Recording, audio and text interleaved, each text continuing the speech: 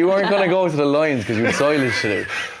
Well, just maybe for a day or two. I might have held off for a day or two, yeah. John, that is disgraceful. Whether 2009 was a bad year, there was a few good dry days, like you have to make the most of it. Like. Look, well now, if we were on, like, when work had to be done, and then come home 4 or 3 weeks later and it's slogging rain, like, that should have been done. But you were gone next time. Get someone else to do it. Joe presents House of Rugby, United Rugby Championship, together with Bank of Ireland, proud supporter of the 4 Irish provinces.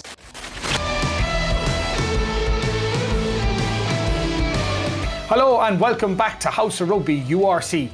Plenty of URC action for you this week, guys, and of course the small matter of round 2 of the Six Nations. Unfortunately, defeat for Ireland in Paris, but we're all here anyway. Megan, how are you?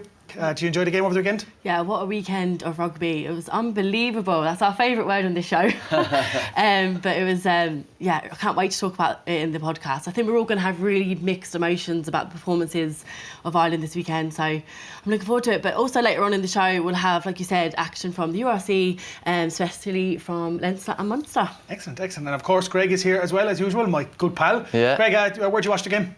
I watched the game in Bawes Bridge, in Jamie Heaslip's pub, The Bridge, I think it's called. Yeah, I was actually doing a bit of work for another broadcaster, but I obviously prefer being here with you guys, so really looking forward to reviewing the weekend.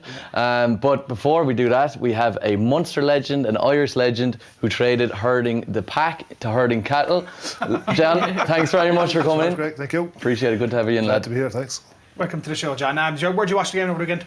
Just at home. Yeah? At home in the house, that's where I watch it most Saturdays.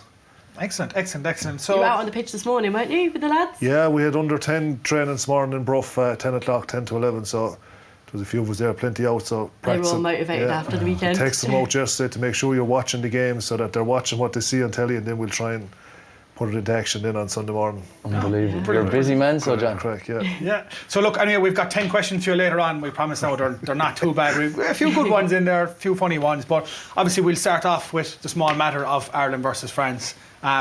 Unfortunately, defeat in Paris, guys, but a good game. I mean, to be honest with you, I don't know what way you want to look at it like, but I think they were unlucky, to be honest with you. I think that game could have went either way. Yeah, I'd agree with you there, Jason. I thought it was a really strong performance from Ireland, and it's disappointing. I'm absolutely heartbroken for them. But like, we knew it was going to be a huge challenge, a huge ask to go to Paris to get the win, get this bonus point. And, France really, really gave it to us. And the challenge, I thought, was met from Ireland. The physicality, the ferocity, the aggression and the fight from both sides were huge. What do you think of the aggression of the French pack, John? I mean, it really was a very physical team. I think that's probably where they beat us, like in that physicality, specifically in the first half. It is, yeah. It's what they do. Like, it's what they're playing to now at the moment. They're picking huge pack for the purpose of doing it, and they go with the 6-2 split on the bench. So they're looking for the big change in the second half, and they're looking for that impetus when they came on, and they got that as well. So that's what they're going after. You knew it was coming, but that doesn't mean it's easy to defend against it. But the boys got caught maybe for the first 10 or 15 minutes, but just the intensity of it is just non-stop out there. But they got back into it. The start of that second half, they were very much back in the game. Yeah. No Joey Carberry the weekend, no Johnny Sexton the weekend, Joey Carberry in instead. What do you make of his performance, Greg? Yeah, well, there was a big talk going into it. It was like, oh, Johnny Sexton's missing, our captain, our leader, our talisman. And I was like, are people forgetting that Joey Carberry's still one of the best 10s in the world? The last time he played for Ireland was against New Zealand when we won, and he got man of the match. So I don't know why that was such a big talking point. And I thought he did very well, in fairness, and kicked really well. And when you don't notice a 10 playing, that means they're playing well, because he's distributing, moving people around. But all's not lost. Like, we only lost by 6 points, still got a losing bonus point. And to be honest, the lads didn't play that well. There's a lot of uncharacteristic errors, a lot of knock-ons, a lot of missed opportunities, and they kept getting caught out in the flanks. The French were just so good at finding little holes in the defence. So to finish within 6 points and not play that well, I think it's still positive. Plenty more rugby to be played. Yeah, I'd agree with you there, Greg, because even Joey Carberry's, I thought it was a real mature performance from him. Like you said, he made the right decisions for kicking to the corners, penalties when you needed to. We'll question probably the decision at the end of the game, but we'll talk about that later on. But I think they could take a lot of pluses from that match, like especially some of the players like Dan Sheehan getting his coming onto off the bench because of Kelleher being injured, unfortunately. But he had a really good performance, and he probably hasn't been used or exposed to that level of aggression and size, like you said, John, of the players. He's never even played in that intensity. He's so young and new to the game that when he plays with Leinster a lot of the time, they're winning games like that. That was the first time maybe that he was thrown out into a field where it was full on intensity of that level. He might have got a bit of a shock, because that's way a lot of steps above the URC or what would have been Pro 14 last year. So it was good for him to be behind in a situation where you're not coming off the bench, where Leinster might be 10 or 15, 20 points up in the second half and finishing out a game where he was on early, and it was a tough game. So that'll stand to him big time. Yeah, and him holding up. Who was it? Was it Pinot he held up? Yeah. How good was that? Unbelievable at the very end. It was a try-save tackle. It was game over if they'd got that. There'd be no debate about anything else. Yeah. They went back for a penalty, but it was some effort out of it. Some work rate off him as well. Unbelievable. But that game will stand to him for so long, because what he had to do, where he had to do it, more so than coming off the bench for 20 minutes or whatever in a URC game. It's just not the same thing. Looking at the opening of the game, John, obviously you've played in Paris, you've played in the Stade de France, you've played in big Six Nations games. Would they be a little disappointed at the first 10 minutes? Were they a little bit asleep for that Dupont try? Should they have been more switched on? Sure, of course you'll be you'll have said it 100 times all week. You'll have known what's coming. The French are going to start. They do it in club games, they do it in internationals. Back at home in Stade de France, they were going to start like that. But like I said, no matter how many times you say it, you might just get caught out by the intensity of it.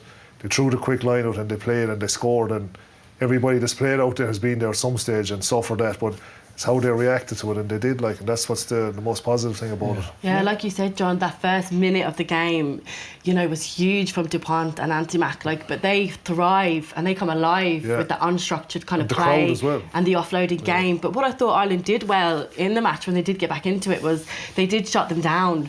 To try and stop that offloading game. I was actually listening to a podcast during the week. I think Ronan O'Gara was saying, that if you go over to Paris, the way to beat them is to get that chop tackle, smother the ball, slow it down to make sure they don't get that quick ball away. And I think at times that they did that really well. Yeah, absolutely. Big effort from Tadhg Furlong and Andrew Porter, 73 minutes each. What do you make of those two lads there? I'd be interested to get your take on, first of all, Tadhg coming in and stepping in, probably the best tight head in the world, and then someone like Andrew Porter, who has gone from loose head to tight head back to loose head again at such a high level. Absolutely, No, they did, and they're doing a long shift now. The two of them, they're doing probably longer than any other props in the Six Nations, because they're that good, and with Kelleher being out and Sheehan was in, they probably left them out there for as long as they could, but same as everybody else, they struggled maybe at the start. There was one or two scrums where that huge pack went after, but by the end of the day, they were still back on top and doing very well, no fear of them at all.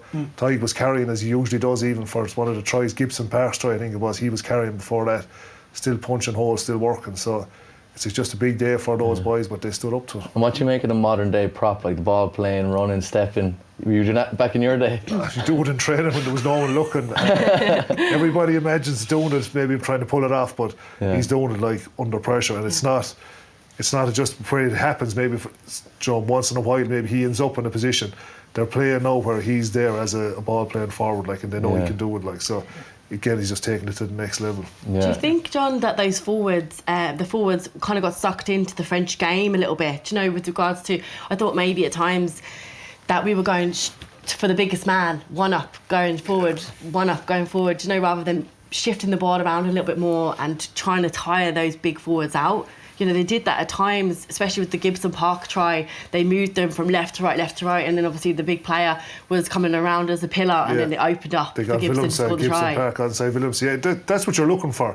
But I suppose at the start of the game, it's whether you have the ball or you don't have the ball, and they just seem to have it at the start. And when they have it, then when they're putting on so much pressure, going forward with all their carries and flooding through the breakdown with numbers, it's just a natural thing. You're just going to have to condense in. You're going to have to come in a little bit and try and take them on, because it's like South Africa, they're there to challenge you. They're not going to, they want to do that whether you want to or not. They're going to come straight at you, and you just have to close in and try and take them on and try and meet them head on. So, but eventually they don't last. They can't keep it going. That's why they're bringing on the new six. And we got times where we had him under pressure, and Willems got caught that time. He didn't have support, and Gibson Park stepped him and scored. It looked easy, whereas if early on in the game, 20 minutes before that, if you ran into Willems that close, and you'd know all about him, but that's the way you got to move him, And what did you make of the big talking point yesterday was when they kicked for 3 points instead of going to the corner? What did you make of that? I remember sitting at home, I was watching it, I was saying, no, take the shot, take the post, because there was enough left, I think, from just 72 minutes gone, wasn't it? If it was 76, 77, maybe you're looking at it a bit different, you have to go, but I think they genuinely felt they've got a good kicker. He was going to kick it. He got him, and then I'd say they presumed they were going to get back down at some stage and chase a try there, maybe go for the win. Like, but that's a sign of how confident and how positive they were out on the field. Like, you know, that they felt They get back up. we can go back again. Like, you know, Yeah. they knew on that game out there that they could get back there and score again. They did have an opportunity towards the end where they got back up into 22, and then Ian Henderson missed the line out. Yeah, so- and so they did get back No, up. they did want to go back forward, like, but so that's a sign of how good it is that you think that they could have gone for, like, more so than they were afraid of the French pack and not to take them on. But if they threw that, they got to the corner there with a good line-out, they could have taken them on again. Yeah. I think there was a bit of indecision there as well. I mean, if Johnny was there, it would have been a bit different. What I noticed was it Peter Manny was captain, Ian Henderson was, sorry, James Ryan was captain, James Ian Ryan, Henderson was there, someone else came up as well, so Carby was there. The three of them kind of had a chat about it. I'm kind of like, do we go, do we not go? I mean, you've been in like big Munster teams, big Ireland teams where you back going into that corner and you go, look, I back my pack, like, and do you think maybe that little lack of it, that little bit of indecision kind of hurt them? Well, I suppose if Sexton was there, he's the captain and the kicker, so he'd have taken the decision out of it from that point of view. You didn't have James Ryan and Carby to make the decision. But no, I think it's a discussion. Like, you'll see sometimes a coach and a captain and a player or line of column might have a discussion from a few metres away. They might have a look and just look for you'll get the nod and you'll know it's on. So there will always be that on the pitch at that time. But it's a big decision like that. There's no harm to have a bit of a chat about it. Yeah, because like there was times where you could see that Carby was wanting to go for the post, but like you said, James Ryan was like, go for the corner. Yeah. But we have to mention Josh Van de Flair as well off that maul, like the magic spinning round to score that try from that maul was Scored out of fantastic. them all, where they're all talking about the pack. The French pack was so big, but still, we went to the corner. We scored off it. And scored off it handy enough. Like he was over very quickly after them all. It's probably why we're disappointed as well, because we saw we can do it. That's why we're kind of like, you know, go for it. Go for it. You're in Paris, like, take the chance. Yeah. You know, so It nearly worked out, but look, we lost the game, unfortunately. Do you think France will go the whole way at Grand Slam? Possibly no at this stage, I'd say, yeah. But I think, because they definitely rated us yesterday, they knew that was a big game for them as much as we knew it was them. Yeah. And I think they probably know now that word comes up all the time, the Six Nations momentum. Yeah. They've got it now, the 2 games at home, Italy first. They just got going at that. It wasn't that impressive, but they put on. Everything was out yesterday and they still won. So Everything was out. They've England But there at was home times as well. that they did fall asleep. Like, look at the amazing try from Matt Hansen. Yeah. Like, he did not take his eyes off that ball when he caught that in the air, and that was a moment of brilliance for him. And I just think it really got them back into the game and got that confidence going from Ireland. That is an unbelievable Yeah. what a take. start to his career, John. How to wiping take the that. crowd like Yeah, as but well. what do you think? What a start to a career. I mean, how good has that guy been the last 2 weeks? He's just playing just like he loves playing rugby, and that's what he's doing. He's not doesn't seem to be burdened by anything. He's just put me out there, I'll just go. Like, he turns up everywhere, just chasing He kicks. was, yeah. He'll play whatever he wants to do. He's But just they were doing. questioning his defence during the week, which I thought he tackled really, really well. Like what we said about the chop tackle, he chop tackled down, and a couple of times I think Porter was over on that ball and stole it because of the initial chop tackle from Hampton. Yeah, he's playing so he really, did play really really well. well. Yeah, I'm impressed with him now across the board. Like, Since he turned up in Connacht, like, from the I very start. don't see him losing his place there. Hard to see it if you're going to play like that. He's not going to, like, you know, because he's young as well, like, so you're not going to be rotating him out to give anyone else a chance. He wants to play now. Yeah, exactly. Well, look, lads, it's all still to play for. I mean, as I said, we still have 3 games to go. France, I know they're playing well now, don't they? But they have Scotland in Scotland. They've got Wales in Wales. I know they've got England at home, like, but there's a very big chance there that they could lose one of those games, and we got to lose in bonus point in France, which could be huge. You've been in championships where it comes down to that 1 point, that one extra bonus point, or that one extra try at the end, like, so it's not over yet, lads. Yeah, But John, what do you think of the partnership between Bundy and Gary Ringrose from this match? How do you think they got on compared to last week? Because they had lots of opportunities last week against Wales to attack and go forward, but they just didn't seem to have the ball at all this week. Yeah, but sure, that's the same thing as always been in rugby. It's up front, like, you know, if the forwards are going forward, the backs and everything will look easier. So when the boys weren't getting the same, you know, distance up front going forward, so you're getting ball under pressure, and it's just an awful lot harder. And when you play like you did last week with someone like Sean Edwards on defence coach over there, he'd have been lining up for Bundy, like, you know, that he wasn't going to get any extra second on the ball. He was going to be pressure all the time. Yeah. So it's just, that's the intensity that was coming at him. Do you think it'll be the same intensity next week against Italy? Can't be. It's not going to be the same, like, you know, they're trying it, like, you know, they'll look at it like they put France under pressure probably in that first game for it, but it's not going to be the same. It isn't, like, you know, they're not as good, and they'll try their best, but it won't be the same as that. Yeah, might be the same starting lineup then as well. Do you think? Yeah. Yeah, well, I think you mentioned there Bundy and Gary. I think Henshaw would have been really, really good in that game. He obviously is just back from injury, but it was so physical. Yeah. I think he would have been, if they brought him in a little bit earlier, because he actually played well when he came on as well. But He always does. yeah, he does. Well, probably one of the best players on the Lions tour that just happened. Well, I might see him come in, get a few minutes against Italy, probably start. He'll definitely be back. He has to be back. Yeah, and then we'll see what happens. But he's fit and available. yeah. Yes. Well, there's another game as well that we can jump into, the Wales-Scotland match, a very close one again, 2017. Wales taking it in the last moments of the game, and Surprising I result, I definitely think. think they had a huge point to prove after last week, and they were on home soil, and they definitely did. They shut Scotland up, that's for sure. Yeah. Scotland didn't have a great performance. No, and they'll have to be disappointed with Gregor Townsend the whole lot. Like, after beating England second year in a row, one up at home, one that, like, you imagine they're trying to kick on and try and grow as a team, get better. They would have been coming down to play Wales, where they hadn't won in the Principality for over 20 years, trying to get rid of that history that they have there and trying to grow. And Wales looks like, against us the week before, they didn't look great. So that everything was there for a Scottish victory. Like, you'd imagine they should have come down, but they didn't. And it's given them as much questions now as answers, that yet again to go home and start again. Like. And do you think they'll be blaming Gregor Townsend to go straight to the top and blame him rather than the likes of Finn Russell, who got a yellow card? Yeah, I don't think you can. You can't blame you're back to Finn Russell again. Like, everyone remembers his brilliant passes that he pulls out when he's phenomenal. Like, but he does other stuff equally as much. So it's just you have to take both with him. Like, if you want to play him, you have to get. Unpredictable, isn't he? Yeah. Even the handout at the end for that yellow card. That's Do you know? yeah. He could do anything, like, but he won't change it. He's not going to stop next week or the week after. That's the way he plays. Like, he could throw a risky one that's nearly picked off, and then the next one he'll throw it again. Like, he won't learn. Yeah, like, so. but that's what makes him so good. It I is, think. that's what you want to watch. Like, So it's the balance, really. But when it comes off, then it's brilliant. Like, it could be a try either end. Like.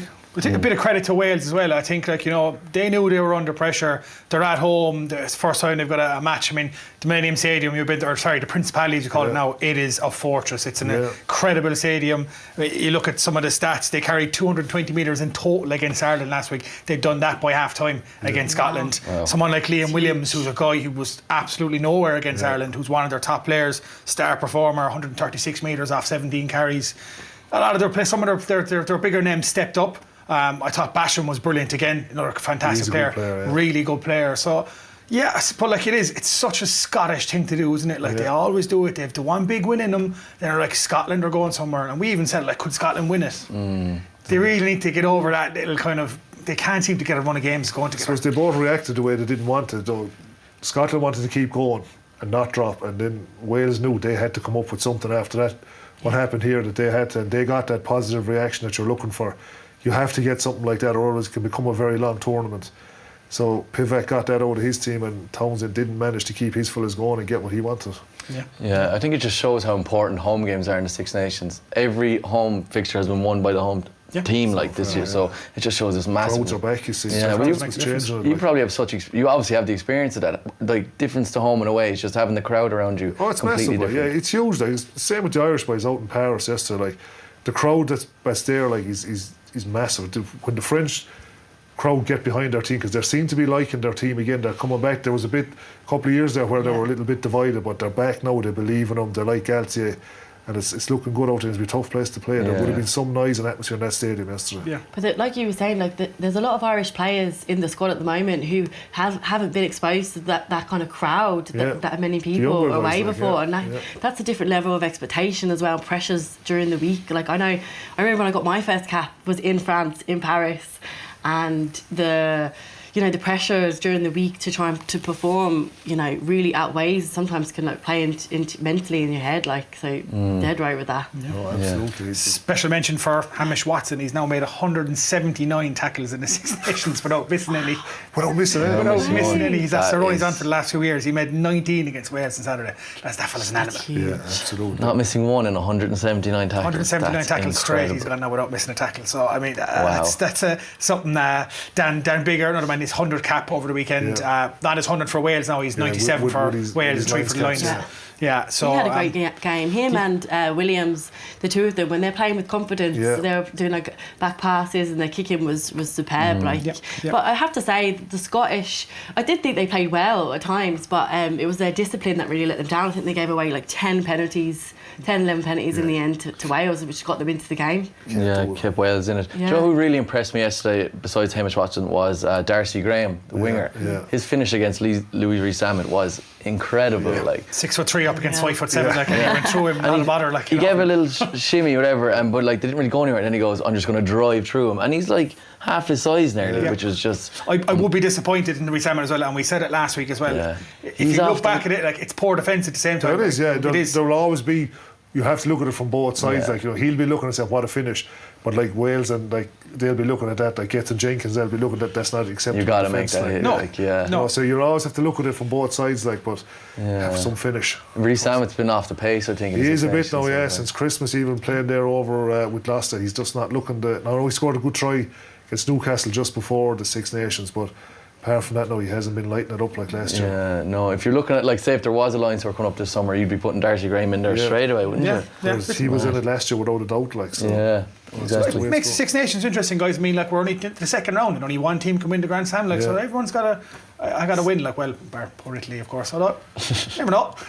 Might get one say against England. Yeah, they're playing at the moment, aren't they? Yeah, exactly. But no, like I said, look, it's good. It's nice and open. It's nice to see that there's a bit of competition. Like, as we said it in the autumn, the Northern Hemisphere teams are in form at the moment. Absolutely, they definitely are. Yeah, they're going well. A lot of them are. Yeah. And how do you think now we'll go against Scotland? And obviously we've Italy next, but Scotland's coming up for us as well. That'll be a big game. Scotland, it's the last game. It depends on who's going for what. I think with Scotland, they could turn out to be party poopers if they turned up there. If we were going for the championship or something, but if they were coming over themselves, you wouldn't back them to win it. After looking what they did with Wales yesterday, but if we were on for something for a championship or something like that, they could be the ones that might turn up and do something. But I don't think so. You still think we can do it? Definitely a championship anyway. Yeah. Definitely, because we can only do what we can do ourselves now from now on. Yeah. And if someone does beat France now, which possibly only be England or someone, then it could come down to championship on the last day. I like the positivity. So there's also URC this weekend, and we'll get on to results shortly, but it's obviously an honour to have Mr. John Hayes in here, the Bull. So we have 10 questions for you, if that's okay. Yeah, we'll give them The first one is from a former teammate of yours who's still playing himself, Keith Earls. You know? Yeah, a good Limerick man. He's obviously at home and nothing else to do. Yeah. he would like to know, do you still smoke John Player Blue? No, not since I used to get him to buy him for me. Like, so he was the one I used to get to go into the shop, but no. Ersey used to pretend that. He used to get an old insert out of the tape for strap, and he'd colour the end of it red and a bit of tape on. He'd pretend it was and he'd be standing around pretending he was a young fella. So no, we don't. No way, at training he'd be standing pretending to smoke. He'd paint it up and he'd colour it up and he'd put the leg up against the wall and the hoodie up like this. He'd be standing there. He'd ask you, "Didn't you want the arse of that?" That's very good. Brilliant. I'd say some character. I'd say around He's the arse of that there. I don't know if I can say that or not. Yeah, of course you can. You go over and join him then. Yeah. Brilliant. Two would be standing there, the back leg up against the wall, leaning around. Brilliant. That's brilliant. Excellent. The next one is from Diarmuid. This is actually a great one because I remember hearing this story. He wants to know, did you actually delay being called up to the Lions that time because you were silage to do?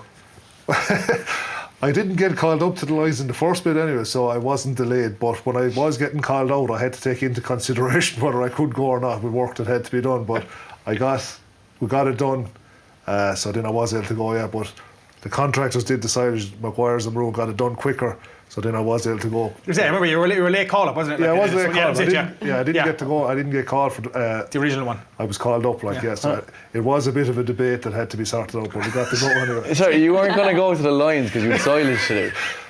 Well, just maybe for a day or two. I might have held it off for a day or two, yeah. John, that is disgraceful. Whether 2009 was a bad year, there was a few good dry days, like you have to make it most of it, like.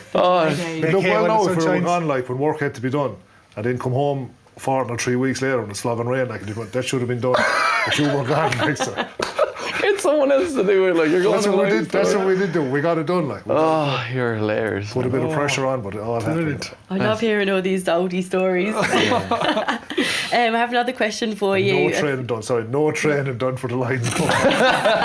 We're supposed to, when you were on call, you're supposed to keep fit, Joe, kind of keep our bit going. Like, as soon as the season finished, gone, nothing done. Like, that was it. Just arrived out there. Just whatever happens, that was it. You'd farm strength. Like, that's all it was. On to play South Africa, over South Africa. I think, are you fit? I said, no, but I'm fresh anyway. I said, I'd literally nothing done. Like, that's hilarious. It's well, class. talking about your rugby, the question here is, what is your favourite international game that you've ever played in? First cap. Yeah. Without a doubt, first Tell cap. us about it. 22 years ago, actually, the 19th of the 2nd, 2000 against Scotland in the old Lansdowne Road. Yeah, just brilliant. Luckily enough, squad was named early on in the week, so got to know from the Monday night. Like, so the whole week, the lead into it, something else. Just the excitement and the buzz and wait to get to play and to run out at Lansdowne Road back then, like, was just something else. So that's without doubt biggest thrill ever to play in that game. And it was like, yes, we went down. I think we were down 10-0 at one stage, like at the start. It was just no one panicked. There was five new caps on the same day.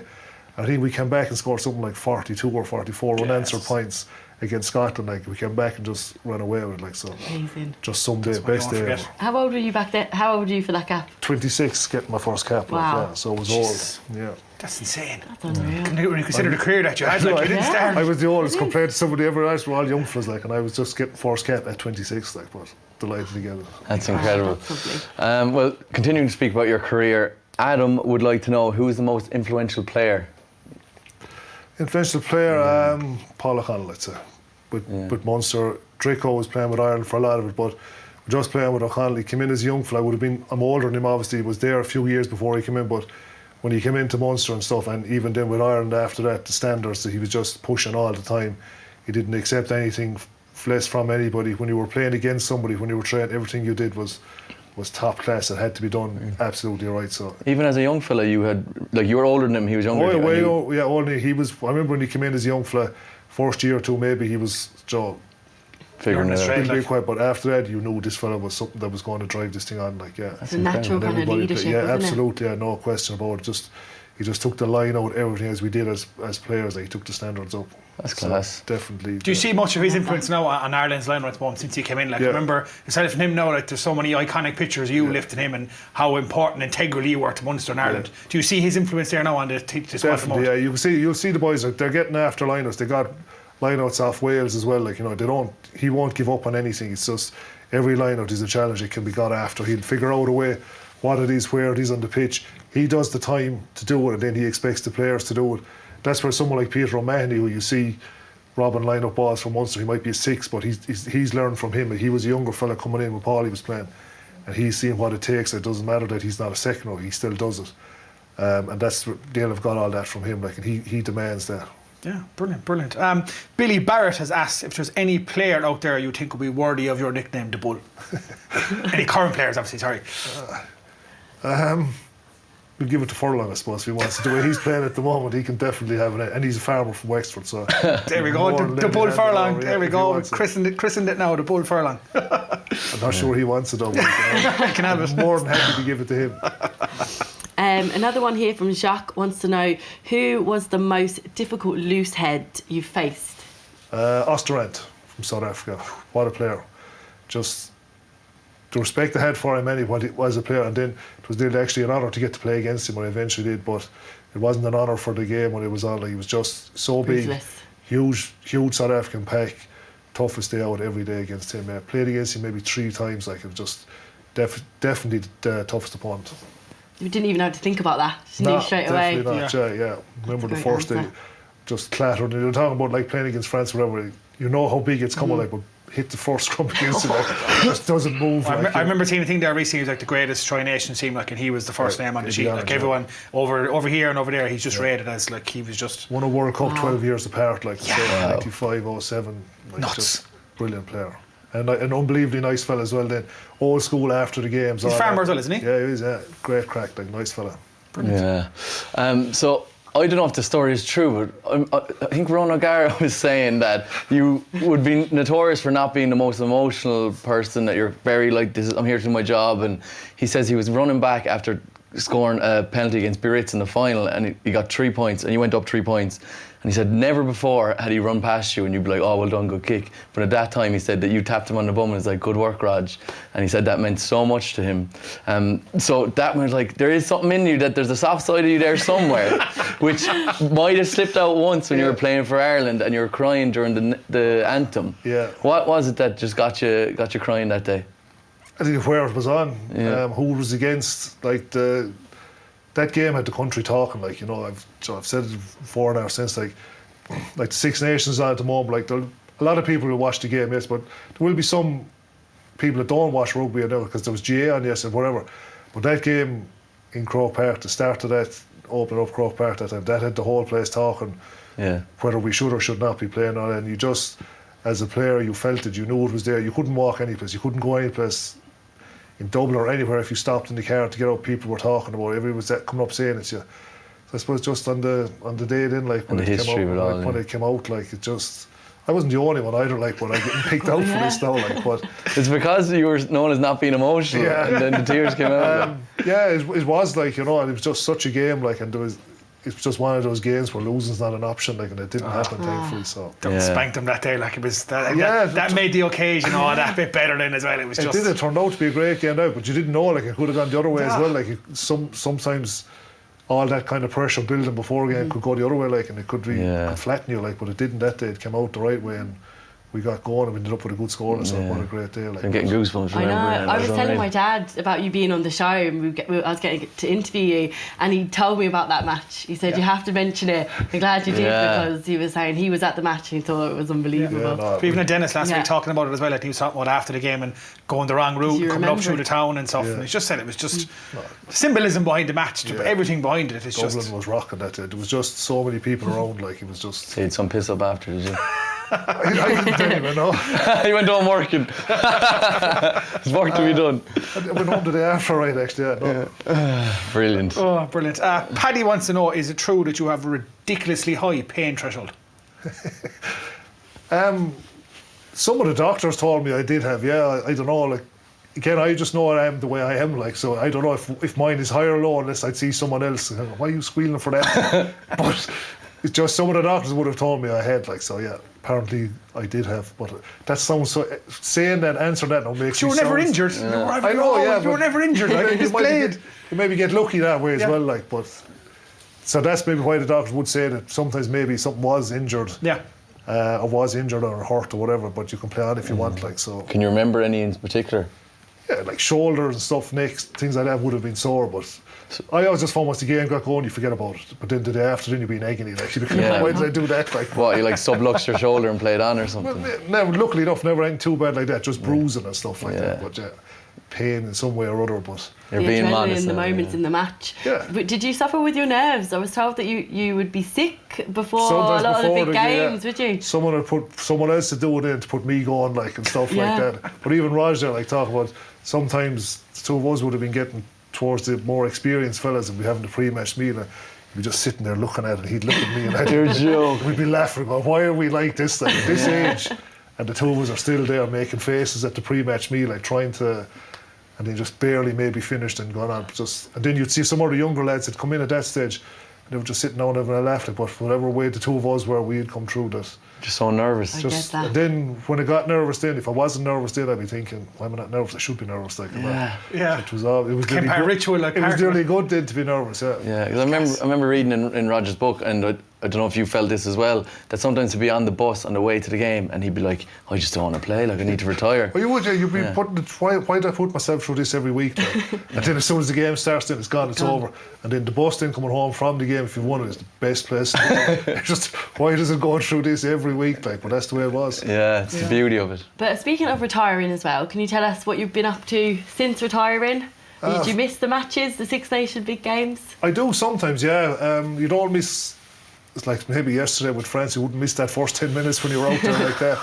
But when you come up to the Aviva or something like that for a home game, you do remember those days. They were special, like, they were brilliant. Yeah. So you just say, I'd just love to be out there playing again, but it's not going to happen, obviously. But it's just, you do remember back that you would miss it just for those just for those few hours or whatever you missed the game, like, yeah. And what have you been up to since? You work on the farm? Farmer now, yeah. Back home, so farmer now, a suckle farm, breeding beef, like, so that's what I do, and that's my new passion now, is trying to make sure that there's to feed the world now with really good Irish beef. Hereford Prime is the special brand that I'm involved in. It's a really good product for Ireland, and it's a premium brand, and we're trying to make as well known as we can. Is that the uniform there? That's the crest, yes. I hope you brought us in a few steaks for us to take home for tonight. I need a roast. We can get it sorted out. I've had some of it myself before. I mean, like, it's one thing we'll say. It's one thing to come from Ireland. Like, we do produce some of the best beef in the world. Oh, we do. It's grass fed here in Ireland. Like, it's just Ireland has a name worldwide for really good beef. It's just top quality, and Hereford is definitely, it's an old traditional breed, and it really is one of the best. Good stuff. I'm looking forward to trying that. Well, to finish off with the last question. I thought they were gone. No, you have one more, unfortunately. One more. So obviously in this current squad, there's just unbelievable depth throughout the team, especially in the front row. We have Furlong and Porter, we spoke about already, Finlay Beelum, and we've Healy on the bench. Do you think John Hayes in his prime would make the squad now? And don't be modest. Make the squad at best, I'd say, would be about it. Ty Furlong is world class. There's no question at all. And I'm not being modest. You won't be modest, no. I'm not being in any way. Surely at least the bench. At best, I'd say he is world class. He's the best prop. Ireland are lucky to have him, and we should realise it ourselves at times that we're Irish players that don't just think that all the best players are always from the Southern Hemisphere or somebody says that we have one of the best in the world. Probably is the best. He is the best prop in the world. Yeah. And maybe even the best forward, stuff like that. So wow, that's a big compliment. Back in your day, you were the first man to reach 100 caps for Ireland. Yeah. And I think you were the first to receive 105 caps in the European Championship, is that right? I think so, yeah. I'm not sure, yeah. Don't be modest. Come here, instead of fellow made his international debut at 26, like, and you got 100 caps. That is absolutely I think I beat Drico by a week or something like that. I think I was 1 week, he was the next one. So. He started playing when he was in Ireland for about 17, like, you know. Well, that's a mad thing that people don't really know, is that you didn't start playing rugby till you were 18 or 19. Yeah, I was just forced on 19, yeah. All GA growing up, like, so. That's really late, and to make it to the level you did. It would have been, just it was different times then, I suppose. Like, it was club rugby at that stage, and played with Bruff, played with Shannon, and just got a good education there. Yeah, you played with my father, I believe. I did, yeah. Showing your age now. He was captain. I remember him coming over to me. He was captain when I started with Shannon back in 93, 94 was my first season where I was involved there. Like, I was no way. Fan. He was there, yeah. There he is there now. Jeez, you look just like him. I don't, do I? Yeah, you do. The smile on the nose. Schaefer, yeah. I lived up to the name and loved it. Like father, like son, huh? Apple doesn't fall far from the tree. I'm telling you. Well, look, anyway, let's away from the Six Nations action. We'll move on to the URC. 4 games over the weekend. We'll start off with your former club, Munster. Disappointing defeat against Glasgow on Friday night, John, wasn't it? It is, yeah. Like, you're going away from home, conditions were bad, the pitch is good because it's 4G, but, like, you know, they'll have been targeting those games. Like, you know, Glasgow are missing players as well, like, and it would have been a nice game to pick up on the road, like, and they have a squad there now that they want to do. There are a lot of good players playing, so yeah, they'd definitely be disappointed that they didn't get a result there. What do you make of the situation in Munster at the moment, John? I mean, it's a funny one, isn't it? The form has gone up and down. You've got Van Gran leaving for some reason to go to bat. Yeah. Larkham's gone now as well, and so is Ferreira. There's players leaving and coming. I mean, it's a difficult period for the club. I mean, in terms of head coach going forward, like, would you like to see? Yeah, look, he was disappointing the way he left in the middle of this season, announced it and all that, but that kind of has to be dealt with now at this stage because it happened whenever it was back before Christmas. And the season is still there. There's so much rugby to be played yet because of the games that were cancelled down in South Africa. So they kind of have to move on from it now. And he is there. He has to do his job as best he can. And the players have to play. Like, there's no time for it to be allowed it to be a distraction. They have to get on with it, like, and start winning some of these games and picking up wins on the road as well as at home. So it is difficult, but they have to do it. Yeah, it's great to see the likes of Roundtree committing to Munster again. Yeah, definitely was, because he was up in the air a bit at the time because the other 2 guys were going to leave, and people guessed Ferreira was going to go with him as well. So he was the only one left. Like, so it was a great commitment from him to sign up and say he was going to stay. With that continuity with the boys. Like. What about Simon Zebo, Joe? We spoke about him a couple of weeks ago because we were surprised he might not have got into the Six Nations setup. So he was coming on for his 150th cap for Munster. How do you think he got on last night? Yeah, she just did okay. Like, you know, there wasn't a whole lot in it. Like, you know what I mean. he's played so little. Like Siebes has come back, like, and we saw his start where he exploded on with 2 tries in the very first game. Then it was like you nearly forgot about him for so long because it'd been all the games cancelled. So he's back again now. He's trying to get a bit of game time under his belt, and it's the same as all backs. Like, they need possession of what that suits them. They're not just going to be trying to make it happen. Like, so exactly. The more games he gets, I think he will get better again. Yeah, so he's obviously struggling because Munster's struggling a little bit themselves, so he's not getting the ball he needs, like, so he can't do anything. You see some of the games there where you mightn't even hear his name for 20 minutes. Like, you'd nearly see him, he might chase a kick and go, geez, Siebes is playing. Like, so it's tough from that point of view. He seems to be a bit frustrated. Like, I watched the game last night and I was kind of player watching him, and he just seems to be a bit agitated. Like, so I'd say he just can't wait to burst back onto the scene. He's waiting to get going. Like, he wants ball. Like, he wants to play. Do you think they can still win something this year, John? I mean, they're down to 5th in the rank in the URC table now, but like I said, they've still got that last 16 tie to come against Exeter, still within a shot in the league. Is there a possibility they can win something this year? There's always a possibility, like, but the possibility is what makes it tougher is Leinster. Like, you know, they can make it out of their whatever into the knockout stages, but where you come across some of those better teams will be the one to decide whether or not you win silverware. But they're never going to be that far away, and they're not. Like, they've always been, as we see, get to semi-finals and maybe finals, but Leinster have been the problem, like, and they probably will be again this year. One positive there anyway. Malakai Fekitoa signed there last week, former All Black. He's soon to declare for Tonga, but I actually had an opportunity to catch up with Malakai during the week. Around 2018, I think, or 19, I was in France playing for Toulon. It was my first European game. So we played a quarterfinal against Munster at home, and honestly, it was one of the best experience, close to a test match rugby. Sold out, fans were like really into the game, singing, and I've never seen anything like it. Came out of New Zealand, first game of the season as well for me at the time, and honestly unbelievable, and it was an unreal experience, and I'll never forget that.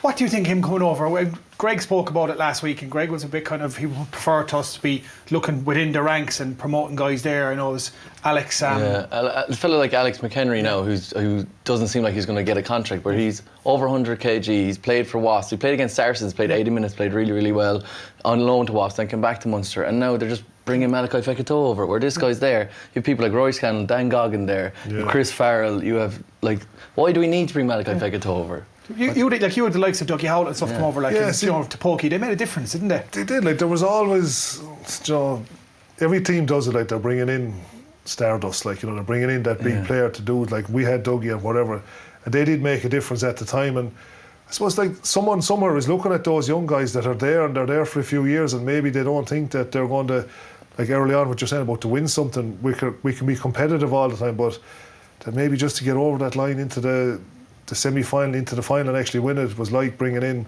Delande and Snyman and stuff, that they're starting to believe that maybe they just need that one or two bit of stardust. Because they're losing Delande, like, so they're swapping one for the other. They really kind of believe that they need just one, maybe. Yeah, and you think it's in the centre we need it, in the back line, rather than getting a big marquee player into the pack?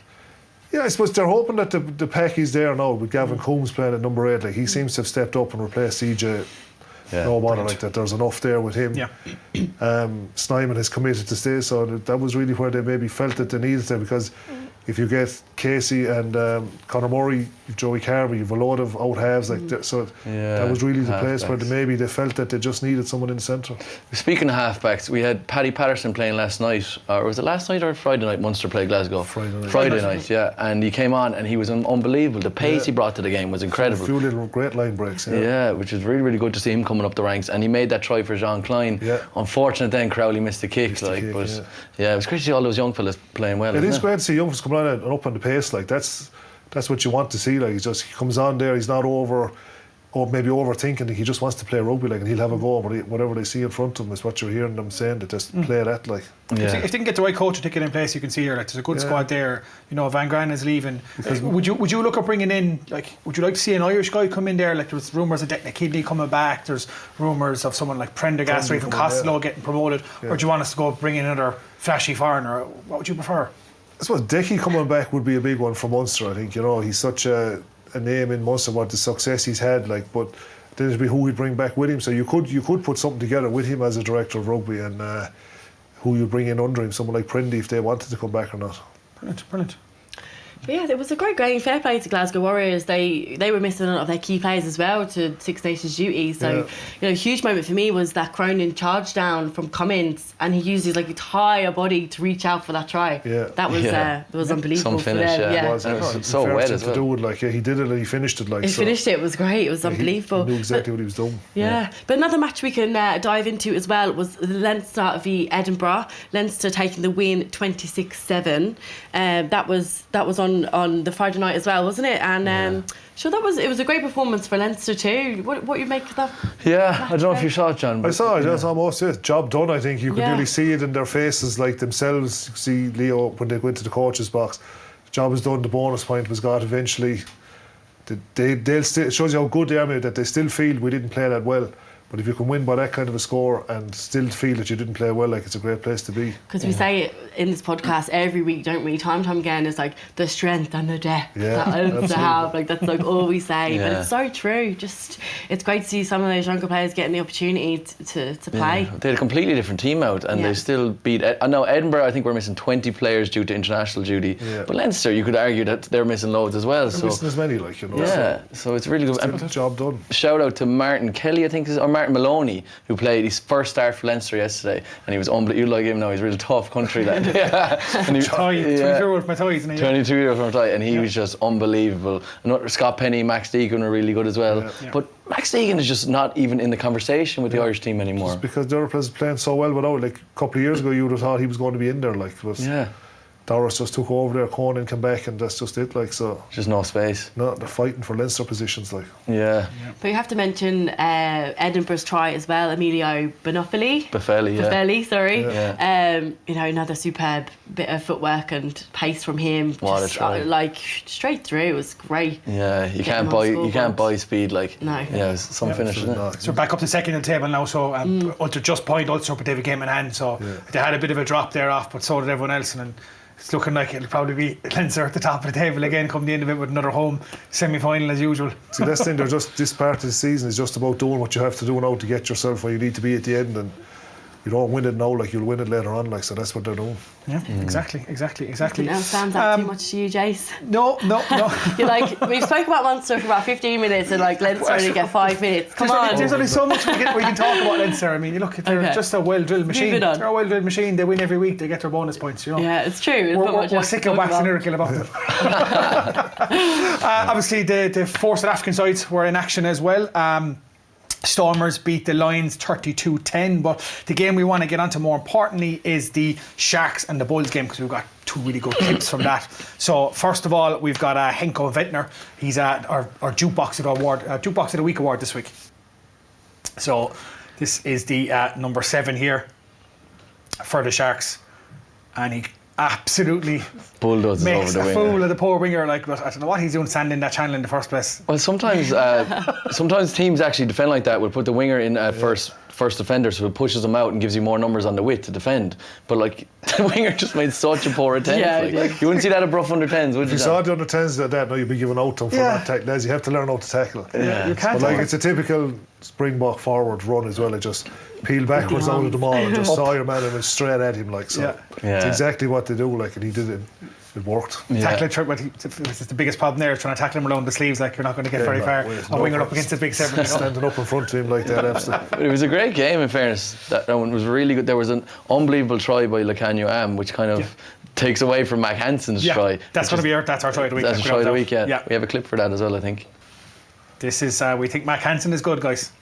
This is incredible. Lacanio Am jumps from the touchline in, and the reaction to put that on his foot instantly is just out of this world. Like, I think he's right-legged as well, isn't he? Which makes it even more impressive. It probably is, like, do you know what I mean? Like, just to make it even better. Just to make it even better, like, he puts an absolutely perfect kick along the sideline on his left leg after taking it, like, into the breadbasket like that. I think the Bulls were letting it off. I'd say they thought it was going. They thought it was out then. They thought it was going out. Like, the two boys still like.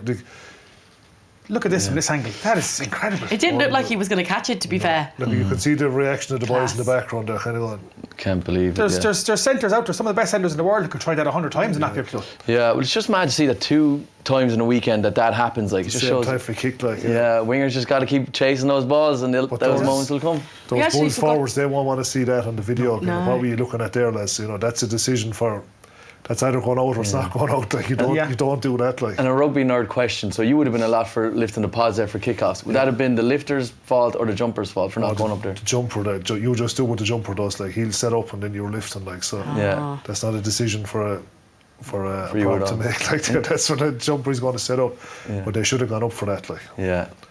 They obviously saw the flight. If it thought it's gone out, like they didn't even attack it. Like so. So they'll be killed in the Monday morning review. Looking at that, like when you want to see that in a video where you're standing there looking at it, you let it off and your man just runs on, catches it and scores. Like. And also in that game, another talking point, there was 2 red cards. So it's good to see the ref, like straight away, didn't even think about it. It was basically going in too high, and there was 2 clash of heads twice in the match, one on either side. Like, so it's good to see them reffing it pretty well and sending the guys off because they're trying to clean up the game a little bit. It's been really consistent with the cards through the URC, hasn't it? Like we speak about every week, there's always been at least 1 red card.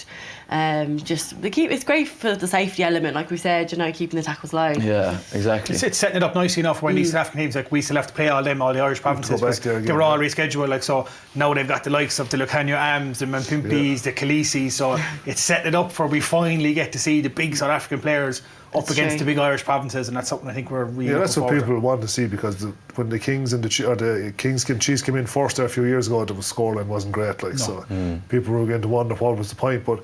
If we see these teams now with all those boys playing, you'll see proper games then. Yeah, they're proper teams, they're proper elite teams. Like that will match us. With those fellas playing, Yeah. But look, we'll move away from the URC action. That's the end of the 4 games. But we've got some other big talking points. One big, huge one is it's coming back into the news again. It's looking like South Africa are in serious talks to join the Six Nations and become a 7th team in the tournament, which I think is something we expected with them joining the URC and the fact that they're going to be eligible to play in Europe, qualify for Europe as of next year.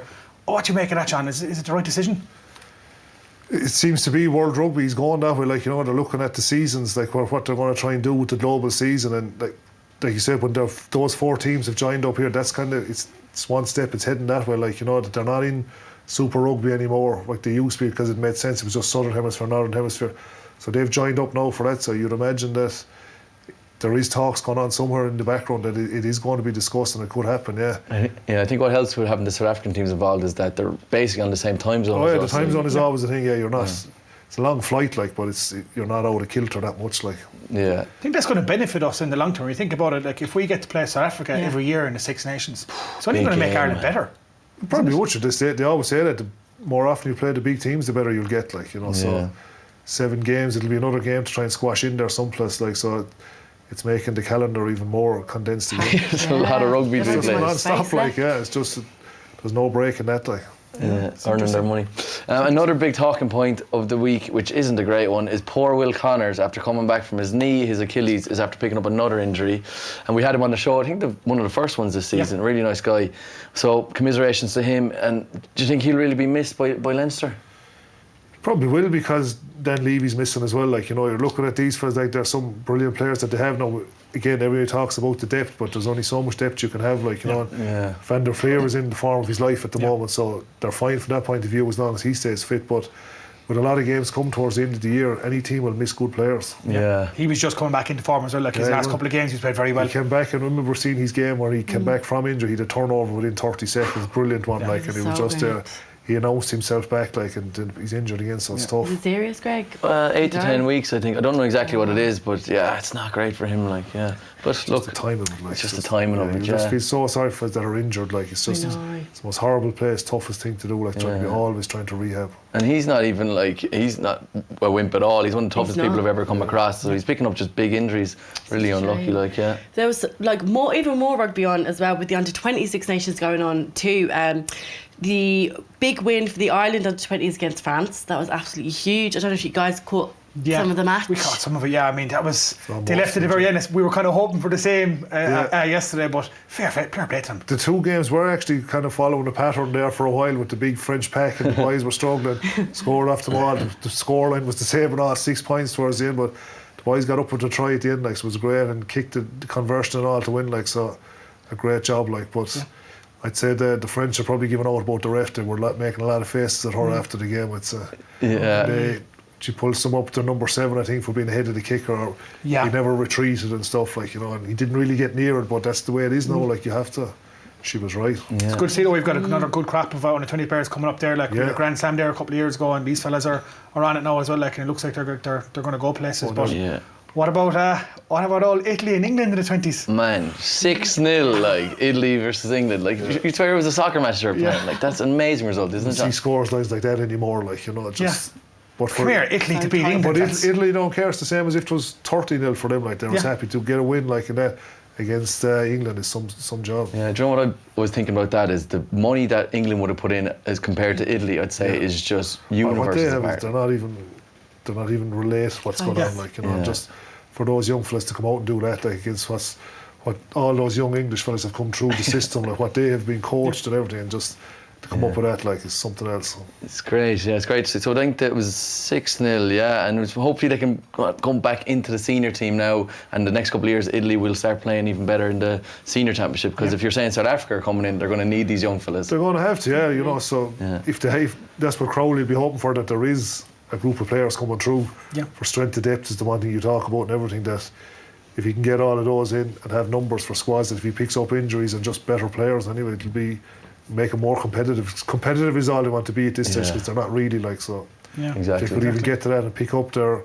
one victory every year or two that they have done from time to time, but they need to try and get some of them again. Unfortunately, it doesn't look like they're going to get one today. So obviously we filmed this show on a Sunday. There's 20 minutes left in the England and Italy game, and England are 26-0 up and they have the bonus point in the bag. So not this week, maybe next week. That's again, like, we haven't seen the game, but they could be actually playing okay in that, like they did against France last week, but they're still just giving up scores and that's what's killing them, like, so still 26-0, like, it can happen quickly, but it's they haven't been hammered, you know, that kind the of score get that sometimes feel. doesn't reflect the game until you see it. Doesn't feel it, like.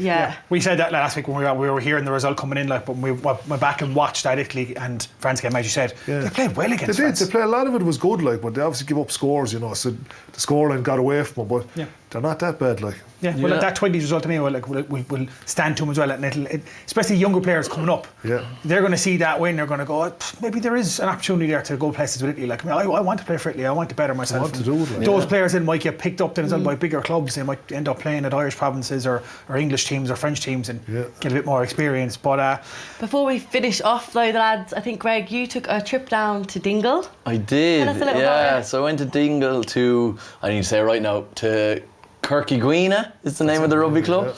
So it's the rugby club down in Dingle, literally the furthest away you can get, the rugby club. Really, really nice people down there, and we went to meet Paddy is his name. He's basically the glue of the place down there, keeps it all running. He does the cleaning of the sheds, he does the coaching, his 4 sons playing. So nice little clip. I went down to meet them. Proper club, so. Yeah, proper Great club, stuff.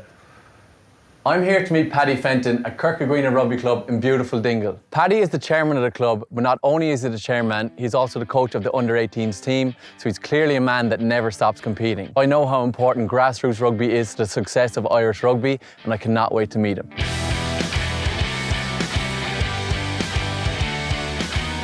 Paddy, it's lovely to sit down with you. Thank you for taking the time.